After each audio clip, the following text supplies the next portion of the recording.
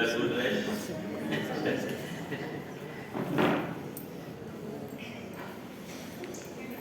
तो आज सुबह या लास्ट आवर गेटिंग टुगेदर ना ये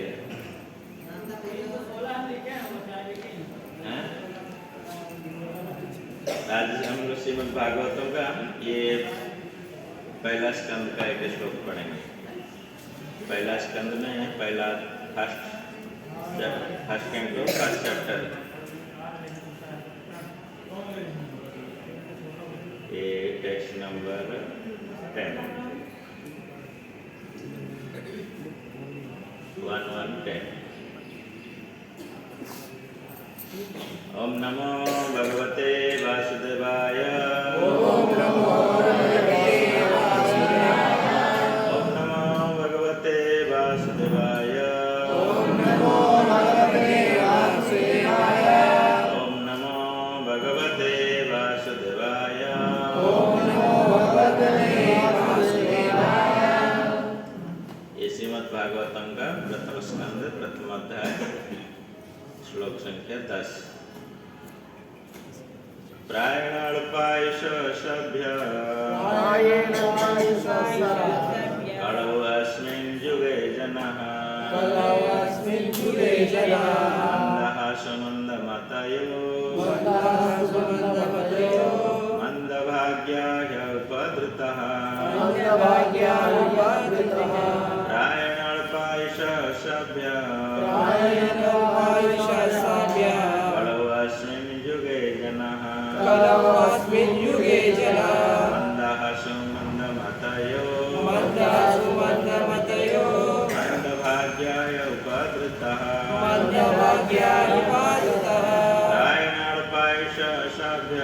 प्रायणाल्पायुष सभ्य कलौ अस्मिन् युगे जनः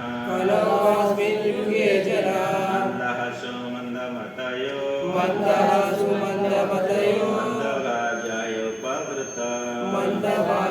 उपद्रुतः। So, meaning, all learned one, in this iron age of Kali, men almost always have but short lives. They are quarrelsome, lazy, misguided, unlucky, and above all, always disturbed. ये श्लोक में एक बार क्या हुआ था, ये कली युग हम लोग जो युग में रह रहे हैं, ये कली युग से पहले नैमिषारण्य एक जगह है लखनऊ के पास, जानते हैं ना नैमिषारण्य को जानते हैं? लखनऊ के पास एक नैमिषारण्य विष्णु क्षेत्र चक्र इसको चक्र तीर्थ बोलते हैं। तो वहाँ पे ऋषि मुनि लोग रहते थे, कितने 60,000 ऋषि मुनि लोग रहते थे।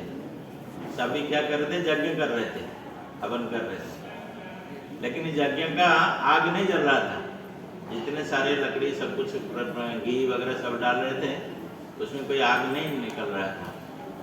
तो इसलिए वो लोग बड़ा आश्चर्य हुए कि हम लोग यज्ञ किए, यज्ञ करने के लिए सब कुछ व्यवस्था किए, ये किए, यज्ञ क्यों नहीं हो रहा है? तो उसी समय में सुत गोस्वामी जो कि रोमाशण सुत के पुत्र हैं, वो आके वहाँ पहुँचे। वो सुखदेव गोस्वामी के शिष्य थे, सुत गोस्वामी। तो उन्होंने आगे पहुंचा तो ये जो 60,000 ऋषि थे, उनकी मुख्य थे, लीडर थे शौनक ऋषि करके। तो वो लोग का प्रश्न पूछ रहे हैं उनको कि हम लोग इतने सारे व्यवस्था करने के बाद क्यों यज्ञ का अग्नि नहीं जल रहा है? क्योंकि इसमें एक बहुत बड़ा संदेश मिल रहा है कि कलियुग में यज्ञ नहीं होता, ये कलियुग का धर्म यज्ञ नहीं है। तो इसलिए वो लोग पूछ रहे हैं कि ये कलियुग का क्या धर्म है, क्या करना चाहिए। तो इसलिए ये एक प्रश्न है उनके, वो प्रश्न में पूछ रहे कि प्राण अल्पायुष, ये कलियुग का लोग का आयुष्य बहुत ही अल्प है, बहुत कम है। सत्ययुग में 100,000 ईयर जीते थे, 1,00,000 साल जीते थे, और उसके बाद त्रेता युग आया तो 10% आ गया, 10,000 साल उनका आयुष्य था। और उसके बाद द्वापर युग जब आया, उनका आयु कितना हुआ? 1,000 साल हो गया।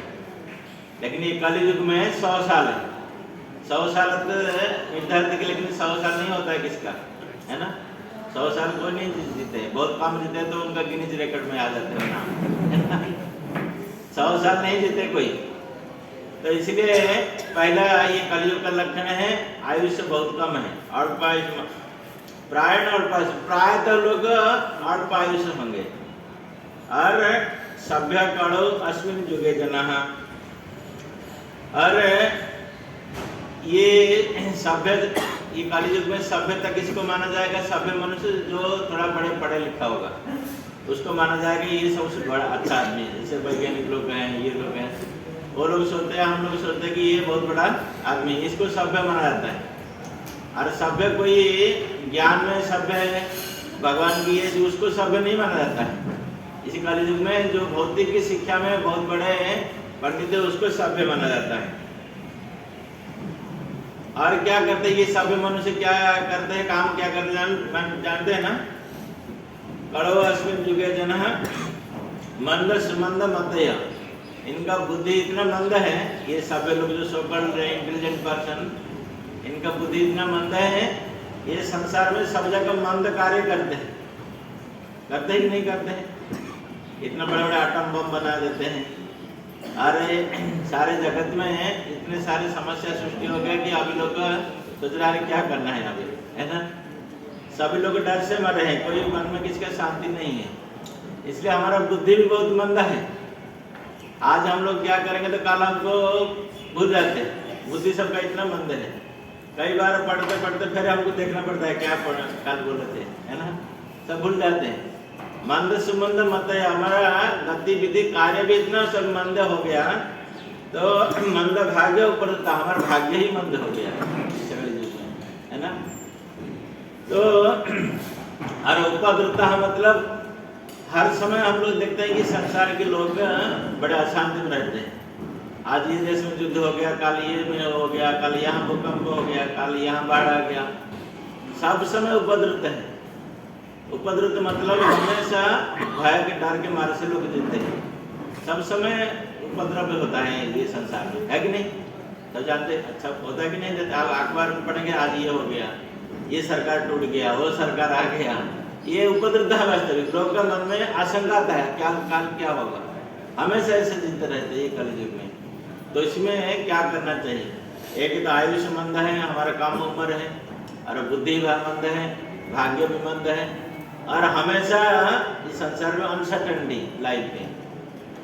तो जीवन ऐसे जिंदगी में क्या करना चाहिए वो प्रश्न पूछ रहे हैं। ये बहुत अच्छा प्रश्न है कि नहीं? सभी का मन में ये से प्रश्न होना चाहिए। तो ये लोग हमारे लिए ये प्रश्न पूछ रहे हैं, उनको तो कोई प्रॉब्लम नहीं था, वो साधु मुनि ऋषि लोग, उनको क्या समस्या है, वो तो जंगल में रहते हैं, भगवान का भजन करते हैं। लेकिन हमारा कल्याण के लिए ये प्रश्न पूछ रहे हैं सुत गोस्वामी से। सुत गोस्वामी उनको कहेंगे कि क्या वास्तविक इसकी ये कलयुग में तो सब कुछ मंद है, और आगे कहेंगे सुत गोस्वामी फिर ये लोग कलयुग का ये वर्णन आएगा, ये कलयुग कैसे कैसे है। आयुष्य तो खाली मंद होगा ऐसा नहीं है, लोग क्या करेंगे, ऐसे जिंदगी जिताएंगे कि घर में रहने के लिए भी ये नहीं मिलेगा, सब जंगल चला जाएंगे आदमी छोड़ के, क्योंकि सरकार जो बनेंगे वो इतना टैक्स लगाएंगे लोग का ऊपर, सब लोग घर छोड़ के चला जाएंगे, जाके जंगल में रहेंगे। तो सब प्रकार से हर दैविक दुर्विपाक इतना आएगा इस संसार में, हर दिन जैसे सुनामी आएगा, हर कोई जगह में ये आए भूकंप आएगा, ऐसे ऐसे बहुत सारे समस्या कलयुग में आएगा। तो इसी संसार में क्या खबरें, कैसे जिंदगी जिएंगे इसके बारे में कह रहे सुखदेव गोस्वामी। ये 12वें स्कंद में है एक श्लोक, ये जो श्रीमद् भागवतम खत्म हुआ 12वें स्कंद में बोलते हैं कि कड़ौर दोष निधि राजन अस्ति एक महान गुण कीर्तन देव कृष्ण से मुक्त संग परम ब्रजेत। इतने सारे भयंकर स्थिति होने के बाद भी एक अच्छा गुण है। पर ये परीक्षित महाराज सुखदेव गोस्वामी को बोले कि आप तो कलियुग का इतना सारे ये गुण बताए, तो आदमी जिएगा कैसे, है ना? फिर जिंदगी तो जीना चाहिए ना सबको, कैसे जिएगा? वो कह रहे कि कड़ौ दोष निधि राजन, हे राजा, ये कलि का दोष जब हम गिनेंगे तो ये एक पहाड़ का सदृश है, बहुत बड़ा पहाड़ है। हिमालय जैसे हम लोग हिमालय गए थे ना, पहाड़ इतना बड़ा पहाड़ जिस दोष है, जिसको दोष देखेंगे तो कोई अंत नहीं है। दोष इधर सबका ये फॉल्ट फाइंडिंग है ना, ये दोष दूसरे देखना, ये प्राइमरी क्वालिटी हमारा है ना, ये प्राथमिक गुण है हमारा। हम लोग पहले अपना का नहीं देखते, दूसरे का दोष देखते हैं, ये क्यों गलती हो गया, वो क्यों गलती हो गया। ये हम किसी को ये नहीं बता रहे हैं कि ये युग का लक्षण है ऐसा। इसी युग में आदमी ऐसे ही होंगे, अपना दोष कभी नहीं देखेंगे, वो दूसरे का दोष पहले देखेंगे, क्योंकि ये युग का लक्षण है ऐसे। दूसरे युग में क्या करते हैं, उस दूसरे का अच्छा गुण देखते हैं, अरे वो कैसे कितना अच्छा आदमी है। लेकिन इस युग में क्या है, लोग दूसरे का दोष देखेंगे पहले। तो इसलिए दोष हम लोग गिनेंगे तो ये पहाड़ तो कितना दोष देखेंगे। लेकिन सुखदेव गोस्वामी कह रहे फिर भी कोई चिंता करने का नहीं। क्या करना चाहिए इस युग में, अस्ति एक महान गुण, लेकिन इसी भयंकर कलि युग में एक अच्छा गुण है। क्या है, कीर्तना देव कृष्ण से, भगवान कृष्ण का कीर्तन कर सकते हैं। हरे कृष्णा हरे कृष्णा कृष्णा कृष्णा हरे हरे, हरे राम राम राम हरे हरे। इतने सारे अवगुण होने के नाते भी एक अच्छा गुण है, जो कि भगवान के कृष्ण का कीर्तन करना। दूसरे युग में ये कीर्तन नहीं था, हरे कृष्ण महामंत्र कीर्तन नहीं था। दूसरे युग में तो यज्ञ करते थे, उसका बाद में कहेंगे। और ये संकीर्तन कड़ोदोष निधि राजन अस्ति एक महान गुण कीर्तन देव कृष्ण से मुक्त संग परम व्रजेत। ये भगवान का कीर्तन किससे करना चाहिए, मुक्त संग, अर्थात भगवान भक्तों के संग में करके हम लोग परम व्रजेत अर्थात भगवान धाम जा सकते हैं। तो ये कोई बोल सकता है कि इतना सहज है कलयुग से निकालना, आप तो कह रहे थे इतना बड़ा कठिनाई है, ये कठिनाई है। तो उसके बाद सुखदेव गोस्वामी दूसरे श्लोक में कह रहे थे कि ये कितना आसान है। उसके बाद कहते हैं कि कृत्य जब धायते विष्णु, कृत्य युग अर्थात सत्य युग में लोग ध्यान करते थे, है ना, ये युग धर्म था। क्योंकि कलि युग का युग धर्म बताने के लिए सुखदेव गोस्वामी कहते क्यों इतना सहज है, इतने सारे दुख, इतने सारे पहाड़ों जैसे इतना अवगुण होने के नाते खाली भगवान का नाम कीर्तन करने से इसे हो जाएगा, कोई लोग ऐसे प्रश्न पूछ सकता है ना। तो सुखदेव गोस्वामी कहते हैं कि कृत युग में अर्थात सत्य युग में लोग ध्यान धारण करके भगवत प्राप्ति होते थे। तो पहले तो ध्यान करने के लिए आपको सब कुछ छोड़ के हिमालय आना पड़ेगा। आने के लिए राजी है कि नहीं कुछ लोग? और कोई नहीं आना चाहते हैं हिमालय, ठंड ज्यादा है वहां पे। तो सत्य युग में हम जो कथा सुन रहे थे ना, सत्य युग में सभी लोग हिमालय आते थे, वहां तपस्या करते थे। भगवान साक्षात बद्र विशाल तपस्या कर रहे हैं। पहला है अपने घर का छोड़ना है ना। कौन घर छोड़ने के लिए तैयार है, हाथ उठाइए। कोई नहीं है तैयार। लेकिन कलि युग के लिए, ये जो सत्य युग में सभी लोग प्रायतः लोग क्या करते थे, अपने जब 50 साल हो गया था, मतलब 1 लाख साल तो उनका जीवन था, जब 50,000 साल उनका हो जाता था तो सभी वॉलंटियरली घर छोड़ देते थे, छोड़ के हिमालय आ जाते थे, तपस्या करते थे भगवान को प्राप्ति करने के लिए। ये हमको तो बोल बोल के थक जाते हैं, इतना व्यवस्था करना पड़ता है, ठंड में गर्म पानी का व्यवस्था करना पड़ता है, फिर भी नहीं आते, है ना। लेकिन वहाँ पे वॉलंटियरली घर से चला जाते थे लोग, क्योंकि जानते थे जीवन का ये करना है, हमको कुछ जीवन का अच्छा करना है, जीवन का मुख्य प्राप्त करना है, ये लक्ष्य था जीवन।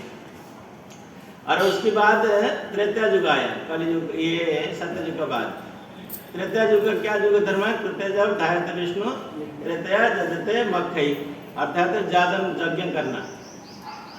त्रेता युग में युग धर्म क्या हुआ, यज्ञ करना। यज्ञ के लिए क्या चाहिए, असली घी चाहिए और असली ब्राह्मण चाहिए जो कि मंत्र स्पष्ट उच्चारण करेगा, है ना। और उसके लिए फिर क्या सामान, यज्ञ का सामान जो है सब अच्छा होना चाहिए। तो आजकल तो कोई अच्छा नहीं मिल रहा है ना, सभी डुप्लीकेट मिलता है। देसी घी का लिखा है लेकिन सब उसमें नकली है ना। ना ब्राह्मण को ही शुद्ध मंत्र बोलते हैं, ब्राह्मण बोल के कोई है नहीं, खाली जनेऊ पहनते हैं, वो बोले कि ब्राह्मण है, लेकिन भगवान को नहीं जानते। शास्त्र में कहा गया कि जन्म से नहीं हम लोग ब्राह्मण, कर्म से ब्राह्मण है। क्योंकि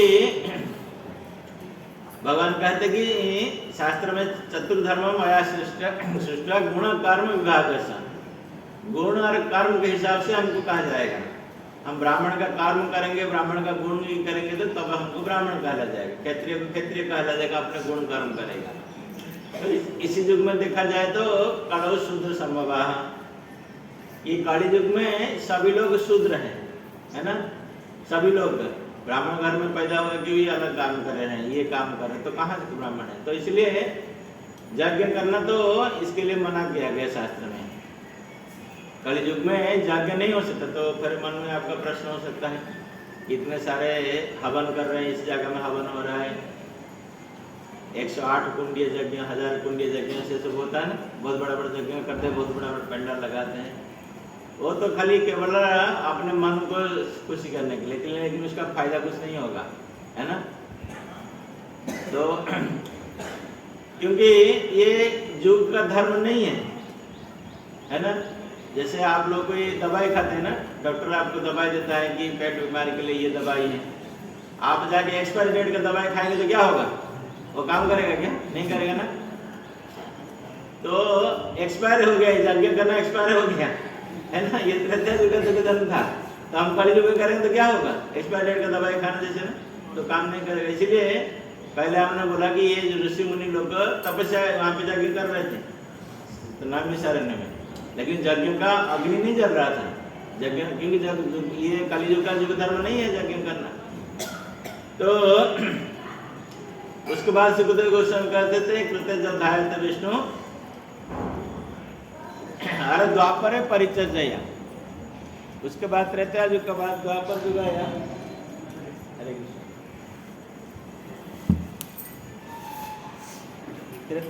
त्रेता युग के बाद जब द्वापर युग आया, ये द्वापर युग में क्या हुआ, परिचर्या। त्रेता जगत जगत मखे, द्वापर परिचर्या अर्थात भगवान विष्णु का षोडश, इसमें षोडश उपचार में पूजा करना।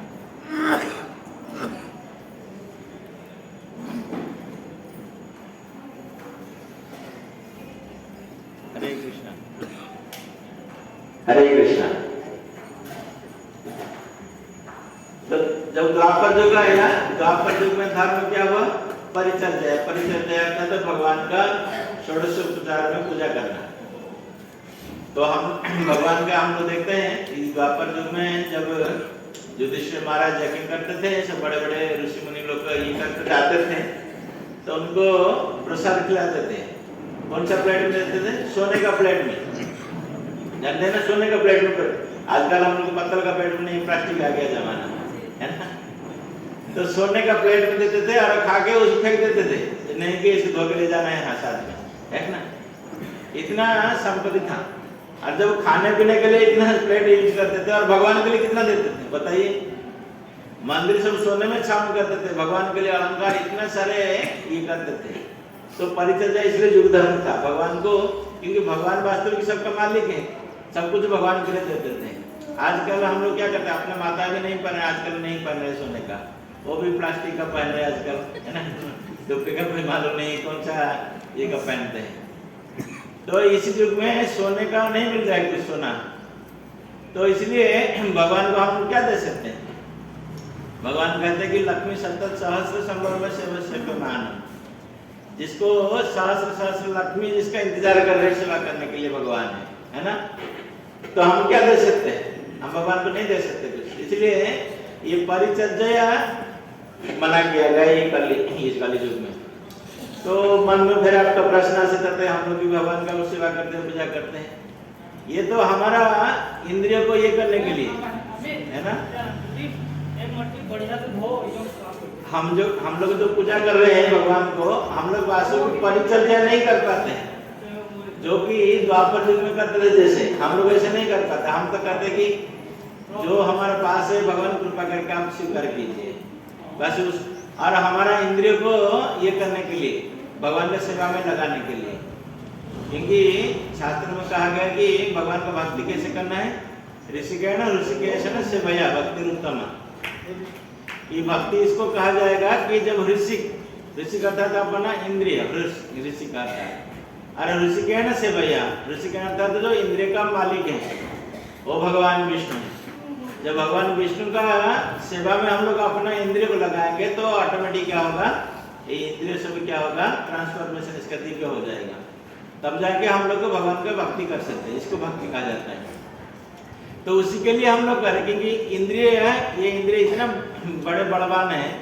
दूसरे अध्याय भगवत गीता में भगवान कहे कि ये कभी कभी बड़े बड़े बुद्धिमान व्यक्ति को भी क्या करता है, वो जोर जबरदस्ती क्या करता है, इसी संसार का इसमें लगा देता है और अपन हरण करके ले जाता है। इंद्रिय इतना बलवान है, तो इसलिए इसकी इंद्रियों को काबू करना बड़ा कठिन है। लेकिन कैसे काबू कर सकते हैं, ये भगवान की सेवा में। तो इसलिए हम लोग भगवान की सेवा कर रहे हैं, भगवान का झाड़ू पोछा कर रहे हैं, मंदिर का भगवान का श्रृंगार करते हैं, भगवान का माला बनाते हैं, भगवान के लिए खाना पकाते हैं। जो कुछ हम लोग कर रहे हैं इसी के लिए कर रहे हैं, क्योंकि इंद्रियों को ये करने के लिए, इनको कंट्रोल में लाने के लिए। तो कोई कह सकता है कि इंद्रियों को कैसे आप कंट्रोल में ला सकते हैं। इसको उदाहरण से प्रभुपाद कहते हैं कि जैसे एक लोहा है, एक चुंबक है, जानते हैं ना, मैग्नेट है और एक आयरन। वो लोहा का अपने आप कोई शक्ति नहीं आकर्षण करने का, मैग्नेट का है। मैग्नेट लोहा को आकर्षण कर सकता है, लेकिन उसी लोहा को जब मैग्नेट में बार बार आप घिसेंगे तो दो फेरे वो ही लोहा दूसरे के लोहा को खींच सकता है कि नहीं।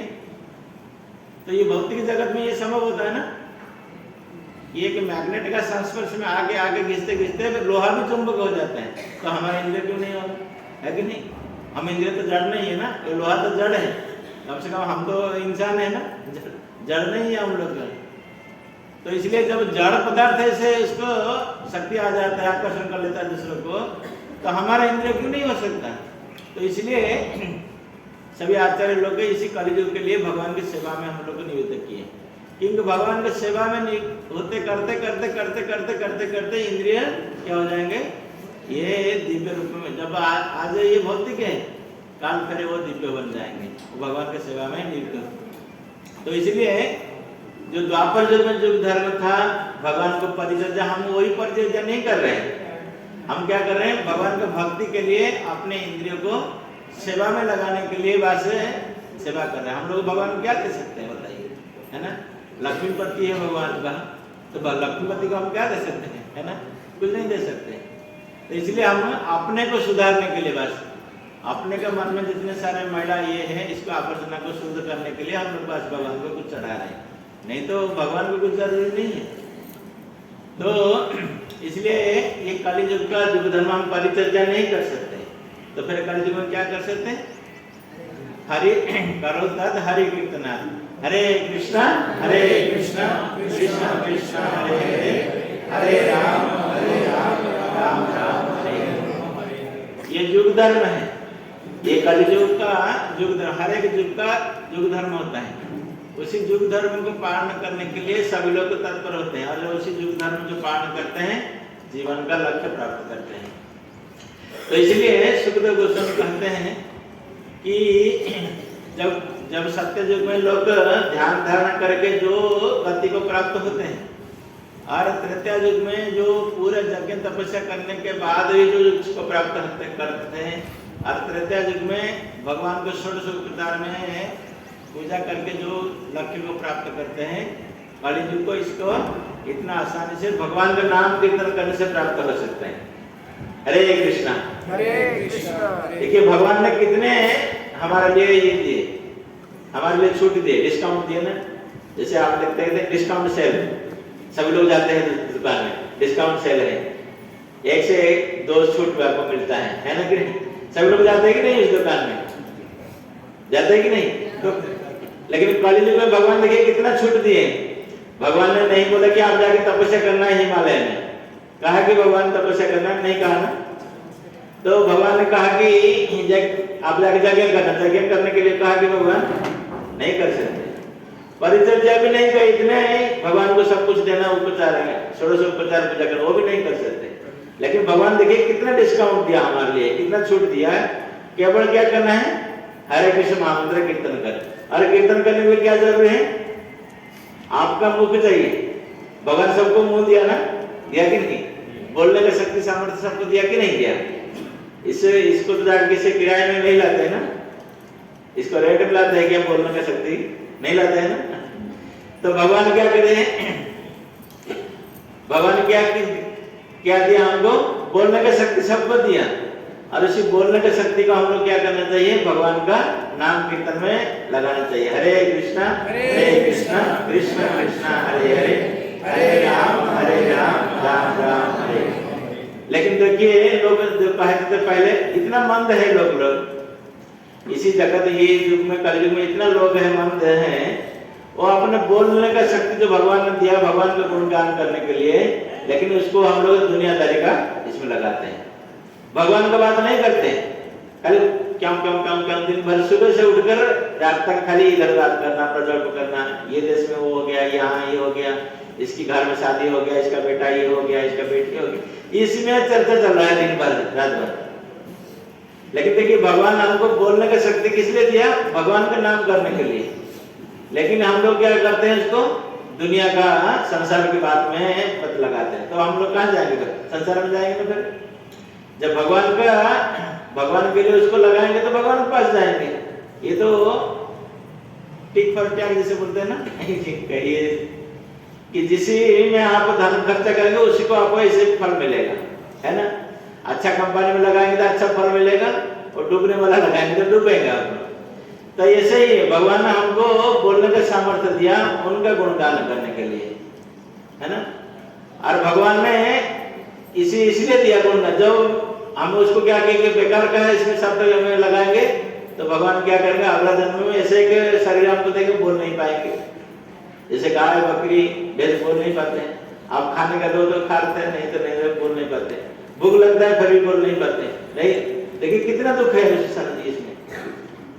तो इसलिए भगवान ने हमको जो बोलने का इसलिए दिए, भगवान कह रहे कि कीर्तन, इतना सहज उपाय, सरल उपाय भगवान ने दिए। केवल कीर्तन करना है और किसके साथ? भक्त संग, मुक्त संग, परम ब्रज।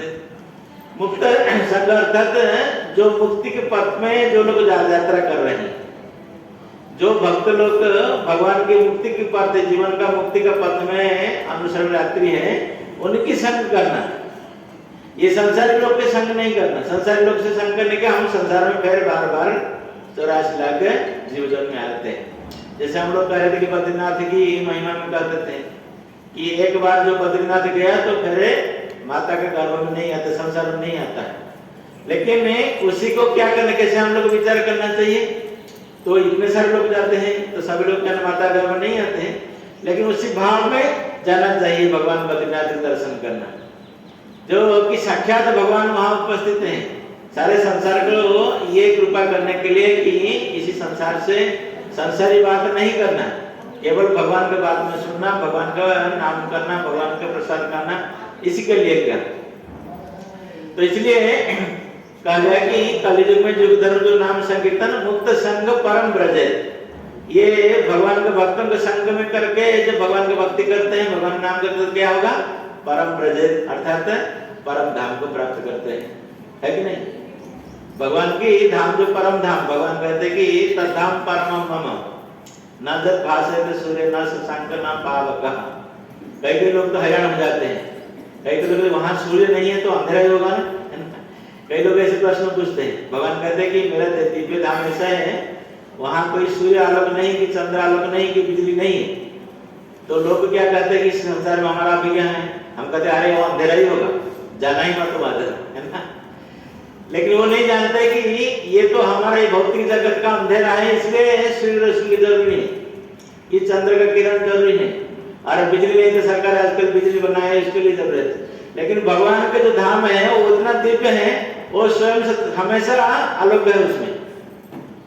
तो और लोग फिर प्रश्न पूछते अरे हमेशा उजाला रहेगा तो सोएगा कैसे आदमी, है ना। ये भी परेशान हो जाते लोग, अरे नहीं जानने का। तो लेकिन हमारा वास्तविकता जो है वो सोने का नहीं, निद्रा नहीं है। हमारा जो वास्तविकता है, वास्तविक हर एक व्यक्ति का आप खुद अपने को परख लीजिए कि हम ये जो सोना है ये भौतिक शरीर का कार्य है ना। हम जो सोते हैं रात में, जैसे हम लोग कल आए तो बहुत थकान हो गया, थकान किसको हुआ? शरीर को हुआ ना। शरीर का अंदर जो है वो सोता नहीं, वो रात में तो चलता रहता है।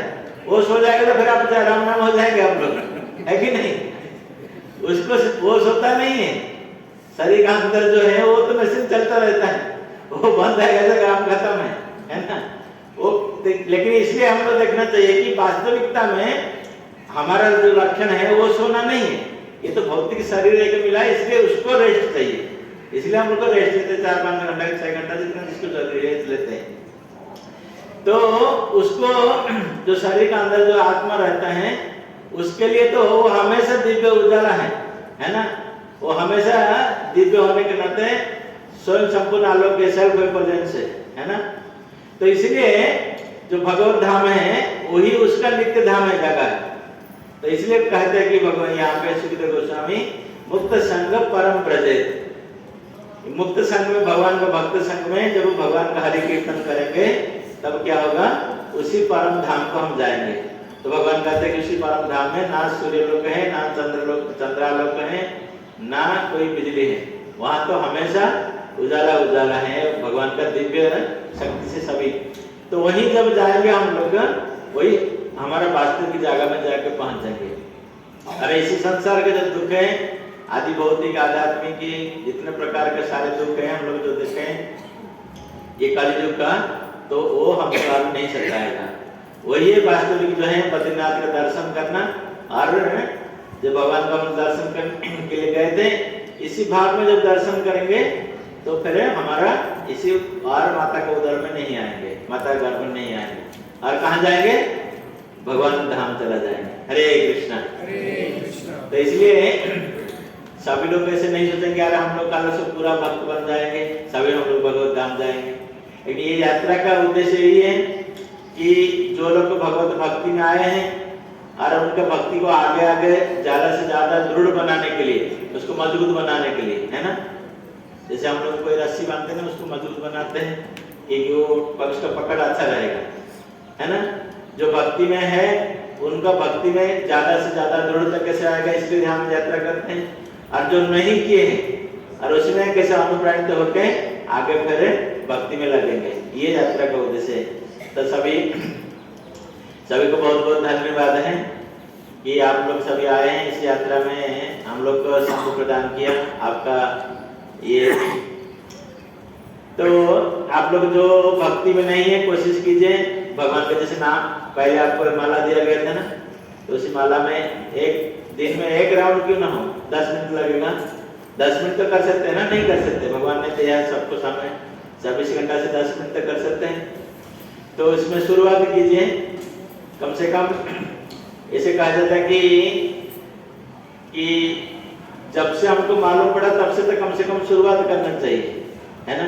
कोई कहा कि नहीं हमको तो 50-60 साल हो गया अभी क्या करेंगे, बचपन से नहीं किया, नहीं, जब से हमको समय मिला, जो उसका बारे में पता चला, जो अच्छा चीज है उसको पकड़ना चाहिए, है कि नहीं।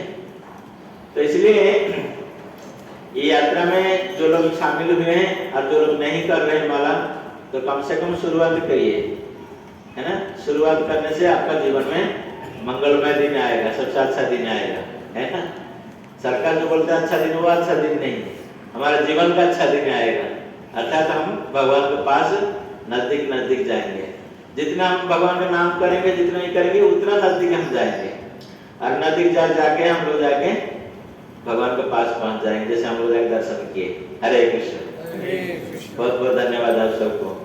प्रभुपाद की किस कोई प्रश्न है? हरे कृष्ण।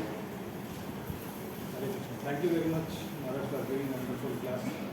आपने बताया था कलयुग में सबसे आसानी तरीका है हरे कृष्ण महामंत्र जप करने का। इसमें कुछ नियम है महाराज, कब कर सकते, क्या कर सकते, ये फर्स्ट पार्ट है। सेकंड पार्ट है सेंटिमेंटल और फेथ। ये दूसरे में हम जो भी साधना कर रही है सेंटिमेंटल है या फेथ से कर रहे हैं, how we should understand whether we are doing in sentimental. If we are doing in sentimental, what is the destiny? अगर फेथ से कर रहे तो हमारा डेस्टिनी क्या है? हरे कृष्ण। तो फर्स्ट क्वेश्चन क्या है?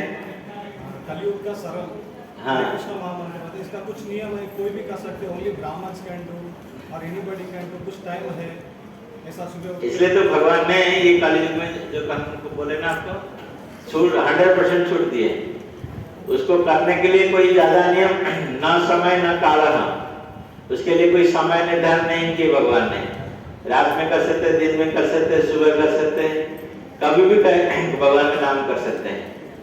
और कोई भी किसको कर सकते हैं, ब्राह्मण कर सकता है, शूद्र कर सकता है, वैश्य कर सकता है, क्षत्रिय कर सकता है, सभी लोग कर सकते हैं भगवान का नाम। ऐसे नहीं कि खाली पर्टिकुलर व्यक्ति करेगा, क्योंकि भगवान जानते हैं इसी कलयुग में सभी लोग पतित हैं, है ना, और किसको किसको ये बनाएंगे। तो लेकिन जब भगवान को भक्ति हम लोग आगे कर रहे हैं, उसके लिए थोड़ा बहुत नियम दिए भगवान ने, उसको इसको वास्तविकता फल प्राप्त करने के लिए। भगवान का नाम तो सबके लिए दिया गया, अच्छा छूट किया गया, कोई भी कर सकता है, लेकिन वो नाम करने से थोड़ा बहुत नियम हमको जैसे हम लोग को कोई दवाई देता है डॉक्टर, है ना, जो बीमार होता है हम लोग डॉक्टर दवाई देता है, वो बोलता है कि नहीं ये नहीं खाना, वो नहीं खाना, इस तो वो नहीं खाएंगे तो वो दवाई आपको काम करेगा। तो इसलिए ये कलियुग का धर्म जो भगवान का नाम कीर्तन, ये तो कलियुग का धर्म भगवान ने दिया है, लेकिन वो युग धर्म अच्छा से कैसे काम करेगा, जब हम थोड़ा नियम पालन करेंगे। जैसे 4 नियम भगवत की इसमें दिया गया, तो 4 नियम तो बाद की बात है, लेकिन पहला तो शुरुआत भगवान का नाम कर, वो तो कोई भी कर सकता है, इसके लिए कोई ज्यादा नियम कानून नहीं। लेकिन जब नियम को अच्छा से इसको काम करने के लिए 4 नियम दिए गए थे। 4 जैसे मांसाहार नहीं करना, मांसाहार नहीं करना, नशा नहीं करना, अविद्या संगत नहीं करना, कि गैम्बलिंग नहीं करना। ये 4 नियम करने से हमको हरि नाम का वास्तविक फल मिलता है। जैसे दवाई, जैसे डॉक्टर देता है, उसको पथ्य जो देता है कि ये नहीं करना, वो करने से दवाई का अच्छा हमारा ऊपर शरीर पर असर पड़ता है। नहीं तो हम लोग दवाई खाएंगे तो काम करेगा तो, लेकिन बहुत टाइम लगेगा, है कि नहीं। दवाई खाने से वो तो काम करेगा दवाई, लेकिन बहुत टाइम लगेगा। जल्दी फल मिलने के लिए हम लोग को वो रेस्ट्रिक्शन मानना चाहिए, तो इसलिए रेस्ट्रिक्शन दिया गया, अदरवाइज नहीं। और दूसरा है सेंटिमेंट नहीं है, क्योंकि ये शास्त्र में दिया गया, कलियुग का युग धर्म हरि नाम संकीर्तन, है ना। ये भगवान का नाम कीर्तन करना, नाम नृत्य करना, ये सेंटिमेंट नहीं है, ये तो शास्त्र में दिया गया कि ये असलियत है, सेंटिमेंट नहीं।